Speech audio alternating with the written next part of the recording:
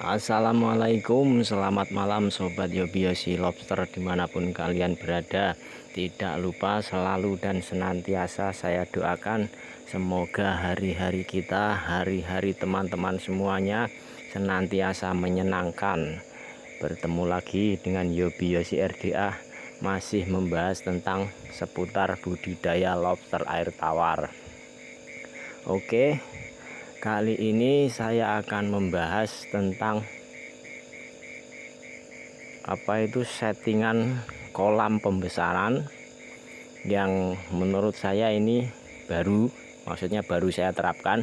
Sebenarnya sudah saya analisa lama tapi baru saya terapkan, dan ini akan saya bagikan nanti ke bedanya itu seperti apa dan kelebihannya seperti apa akan saya bagikan nanti. Tapi sebelum itu saya ingin memberikan sedikit wawasan atau apalah, intinya pokoknya berbagi wawasan lah. Dalam hal ini memaknai tindakan dalam kita itu memaknai tindakan kita ketika kita itu mensubscribe channel orang lain. Jadi saat kita mensubscribe itu kan macam-macam maknanya. Jadi ada yang memaknai sebagai karena mungkin kasihan atau gimana gitu kan, lain-lain maknanya. Kita memaknainya sendiri kan lain-lain. Jadi kalau saya begini memaknai ketika saya mensubscribe channel orang itu begini. Jadi saya akui banyak sekali pengetahuan saya, baik itu di budidaya lobster ataupun di bidang pekerjaan saya yang utama yaitu bangunan. Jadi ketika saya menemukan masalah atau akan menghadapi masalah itu, saya selalu mencari referensi dari YouTube, melihat channelnya siapa gitu. Ketika saya menemukan atau sedikit ada informasi yang bisa saya olah dari konten yang saya lihat, pasti saya akan mensubscribe. Nah, saya mensubscribe itu dalam rangka menunjukkan sifat atau rasa nasionalis saya kepada si pembuat konten. Kenapa seperti itu? Seperti yang kita semua ketahui ya, bahwasanya YouTube itu kan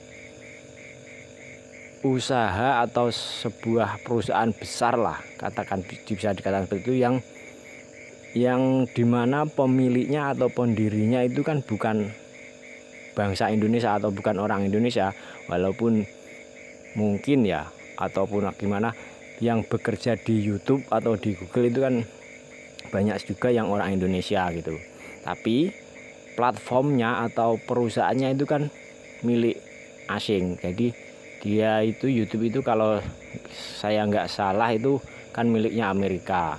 Nah, yang saya bahas bukan yang itunya ya, tapi yang saya bahas itu ketika saya mensubscribe itu bukti bahwa saya itu punya sifat nasionalis kepada sesama warga negara Indonesia gitu loh kan. Yang saya lihat kan pasti channelnya orang Indonesia, informasinya orang Indonesia gitu. Jadi saya mensubscribe itu dalam rangka menunjukkan sifat nasionalis saya kepada sesama anak bangsa, supaya bisa lebih berkembang, bisa lebih baik lagi dalam menyajikan atau menyuguhkan informasi-informasi di bidangnya mereka masing-masing. Jadi seperti itu teman-teman. Oke, bila mungkin informasi atau apalah wawasan seperti ini menurut teman-teman cocok ya silahkan diterapkan. Kalau nggak cocok ya nggak apa-apa, ini sekedar wawasan saja. Oke, sekarang kita masuk ke tema, yaitu men-setting kolam pembesaran, dimana settingannya ini sedikit beda. Seperti yang pernah saya sampaikan, bahwasanya settingan kolam saya yang dahulu itu kan pembuangannya itu kan selalu di pojok kayak gini. Airnya saya buat miring, yang di ujung sana itu lebih tinggi, yang di ujung sini itu lebih rendah, supaya nanti pengurasannya itu kan mudah. Tinggal yang di sini dibuka, air mengarah ke sini semua, habis. Nah, di kolam saya yang baru ini, yang saya rombak ini nanti beda. Jadi pembuangannya itu saya buat di tengah di sini. di tengah ini posisinya di tengah. Nah di tengah ini posisinya lebih rendah dari yang tepi-tepi, lebih rendah. Nah ini fungsinya untuk kolam pembesaran, dimana kolam pembesaran itu kan harusnya kan lama, dalam artian begini, lama itu tidak perlu menguras dalam waktu lama, begitu loh maksud saya. Kalau di kolam pemijahan itu kan 35 sampai 40 hari sekali kan disortir. Nah, itu kan sekalian dikuras. Tapi kalau untuk kolam pembesaran ini yang saya setting seperti ini, di kolam pembuangannya itu saya taruh di tengah, itu memungkinkan untuk tidak dikuras itu dalam jangka waktu yang lama. Karena air atau kotoran yang mengendap itu kan cenderung dia mencari yang lebih rendah. Nah, ini kan di tengah. Nah, untuk memposisikan atau mengkondisikan supaya kotoran itu yang mengendap itu mengarah ke tengah, kan tinggal dikasih arus saja. Yang di tepi itu dikasih arus, nanti kan air berputar. Nah, kotorannya itu yang mengendap itu kan pasti akan ngumpul ke tengah. Dan ketika ngumpul di tengah, tinggal cabut saja itu yang pembuangan. Nah, kotoran pasti akan tersedot ke situ, langsung terbuang. Jadi tidak perlu menguras dalam waktu yang lama. Oke, simak terus videonya, nanti settingannya seperti apa dan maksudnya pembuktiannya nanti seperti apa, supaya teman-teman tidak gagal paham atau tidak salah mengerti. Nah, ini langkah-langkahnya. Jadi setelah langkah pertama yaitu mengatur levelnya tanah, yang mana yang paling rendah itu yang di tengah. Terus pipa paralon ini sudah tertanam, pipa pembuangannya itu sudah tertanam, pipa pembuangan sudah tertanam, yaitu langkah kedua itu men-setting terpalnya atau kolam media terpal atau plastiknya. Setelah itu kita lubangi di pipa pembuangan ini kan diraba itu kan jangan kelihatan, atau diketuk-ketuk itu kan kelihatan, oh ini pembuangannya di sini. Nah, ini kita lubangi dulu. Nah, cara melubanginya itu seperti ini ya teman-teman ya. Dibuat lubang bintang-bintang kayak gini. Ini fungsinya nanti ya ketika dimasuki pipa, ini kan bisa rapet, yang paling pinggir-pinggirnya itu bisa rapet. Terus ya jangan lupa pipa yang untuk yang ditanam ini, yang muncul di sini maksudnya itu, ini adalah pipa sambungan ya. Mau baik itu bisa shock atau apa, tapi yang saya pakai itu yang keni. Dimana kalau pipa sambungan itu kan pasti dia lubangnya lebih besar daripada pipa aslinya gitu. Kalau misalkan ini yang dipakai pipa sambungan 3 dim ya berarti pipanya yang 3 dim yang untuk pembuangan. Misalkan 2 dim ya berarti ya 2 dim. Jadi ini pipa yang berfungsi sebagai sambungan, mau bentuknya itu keni atau lurus, keni itu L atau lurus atau apa, pokoknya ya ini pipa yang berfungsi sebagai sambungan. Terus karena ini ada terpal, dimana kan pasti lebih, ketika dikasih terpal lubangnya kan pasti sedikit lebih kecil, katakanlah ini 1 mili tapi kan keliling ya. Jadi pipa yang asli pasti tidak muat, itu harus dikasih lubang-lubang kayak gini, disobek-sobek kayak gini supaya nanti bisa masuk dan terpalnya ini terjepit supaya tidak ada kebocoran. Nah, seperti ini teman-teman, pipanya sudah terpasang. Nah, seperti itu dalamnya. Nah, setelah ini pipa ini dipotong kurang lebih itu 1,5 cm sampai 2 cm dari dasar ini, yang mana nanti fungsinya itu untuk pengait atau penutupnya. Jadi nanti kan penutupnya ini kan pakai shock itu lurus, jadi sambungan lurus, jadi nanti ditutup plek itu ketika tidak dikuras. Nah, kalau dikuras mau membuang kotorannya kan tinggal dibuka gitu kan, kotoran langsung mengarah ke sini. Jadi ini nanti, tapi ini setelah dipotong, ini nanti dipotong 2 cm tadi, yang dari dasar 2 cm nanti dikasih lubang-lubang gitu. Seperti ini teman-teman, jadinya itu kurang lebih 1,5 cm sampai 2 cm dari dasar. Dan ini sudah tak coba, tak kasih air, dan tak lihat di dalam juga tidak ada air yang menetes di dalam itu tidak ada, berarti ini lumayan bagus, sambungannya lumayan kenceng, jadi tidak ada air yang merembes. Kalaupun ada air yang merembes di sini, maksudnya merembes ke sana, ya tinggal dikeringkan dulu, terus yang di sini ini dikasih lem atau dikasih silen kaca. Itu lem juga bisa, silen kaca juga bisa, supaya ini rapat, tidak ada resapan air ke dalam. Terus nanti penutupnya ini, kontrolnya ini pipa seperti ini, tapi yang berfungsi sebagai sambungan shock, jadi langsung menutup plug gitu. Kalaupun tidak ada pipa yang berfungsi sebagai shock, pipa biasa ini dipanasi juga bisa, dipanasi terus dilebarkan supaya dia bisa masuk ke pipa yang seukuran dengan ini, itu bisa. Tapi ini dipanasi pakai api, terus dilebarkan pelan-pelan gitu, diputer-puter biar dia melebar, terus bisa masuk ke pipa yang seukurannya dia ini. Oke, melanjutkan video yang ini tentang pembuatan kolam ala-ala profesional yang saya bahas ini. Kan kemarin saya janjikan untuk pembuktiannya, kalau dikasih arus kotorannya akan numpuk di tengah.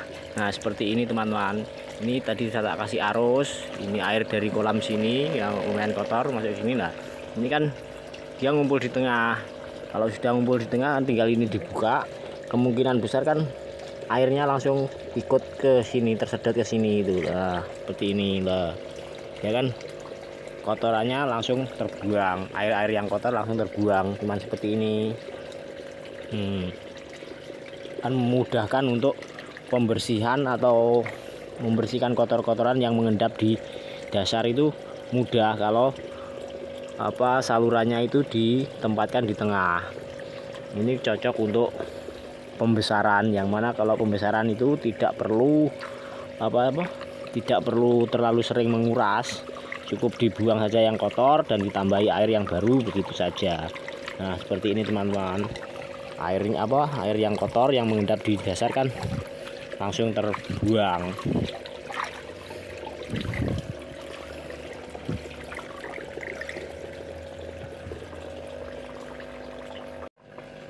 Tapi ini ada teknis yang sedikit saya rubah karena saya tidak menemukan pipa yang untuk ini, yang saya katakan yang difungsikan untuk sebagai sambungan seperti yang keterangan di depannya ini tadi. Nah ini akhirnya pipa yang untuk menjepit menjepit terpal ini saya potong rata di atasnya terpal, tapi hati-hati motongnya jangan sampai mengenai terpalnya supaya tidak ada kebocoran. Terus yang difungsikan sebagai tutup ini pipa yang ukuran sejenis, karena ukuran sejenis kan pasti tidak bisa masuk. Lah ini saya panaskan supaya dia bisa masuk ke situ untuk difungsikan sebagai kontrolnya.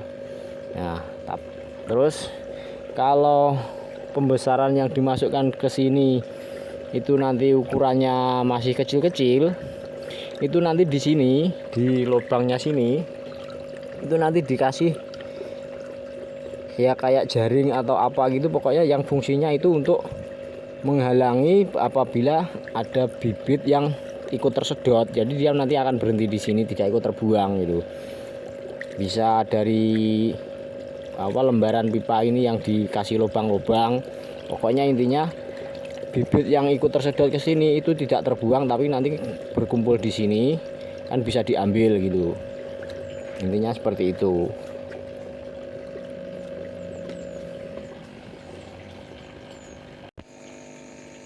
Nah ini melengkapi informasi tentang saringan tadi. Ini saya buatkan, ini sekedar contoh saja, teman-teman bisa membuat mungkin yang lebih bagus lagi bahannya itu. Nah ini tadi silikon HP atau pembungkus HP yang sudah tidak dipakai, saya buat bulat terus saya lubang-lubangi. Terus ini nanti kan dimasukkan ke sini supaya tujuannya itu untuk yang terserap itu cuman air yang kotor, tapi kalau ada anakan lobster itu tidak ikut terbuang, jadi terhalang di saringan ini.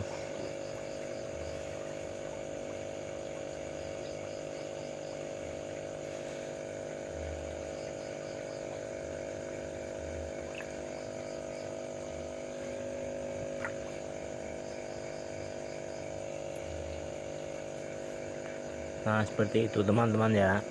Nanti kalau ada apa anak lobster pasti tidak ikut terbuang, tapi tersangkut di saringan itu tadi. Mungkin bentuknya kurang sempurna, tapi intinya fungsinya itu seperti itu. Mungkin bisa dikembangkan oleh teman-teman, dibuat bentuknya sebaik mungkin supaya fungsinya juga berfungsi sebaik mungkin. Oke, akhirnya di ujung dari video saya yang ini, izinkan saya menutup dengan kata-kata atau pesan, yang mana pesan itu juga saya sampaikan untuk diri saya sendiri. Jadi begini, kita itu jangan pernah merasa bahwa kita itu sudah ahli atau perfect di suatu bidang apapun itu. Karena yang namanya yang namanya teknik atau cara itu tidak pernah berhenti. Kemajuannya itu terus menerus, ada perubahan-perubahan yang mana pasti yang baru itu kemungkinan besar lebih baik dari teknik yang lama gitu. Jadi teruslah senantiasa belajar dan jangan takut untuk mencoba, supaya kita menemukan teknik atau sesuatu apapun itu yang berkaitan dengan kehidupan kita, supaya kita itu menemukan yang semakin baik gitu. Oke, sampai di sini saja. Terima kasih yang sudah mampir di channel ini. Bila mungkin informasi ini diperlukan oleh teman atau saudara Anda, silahkan share. Jangan lupa like dan subscribe bila berkenan. Terima kasih. Wassalamualaikum.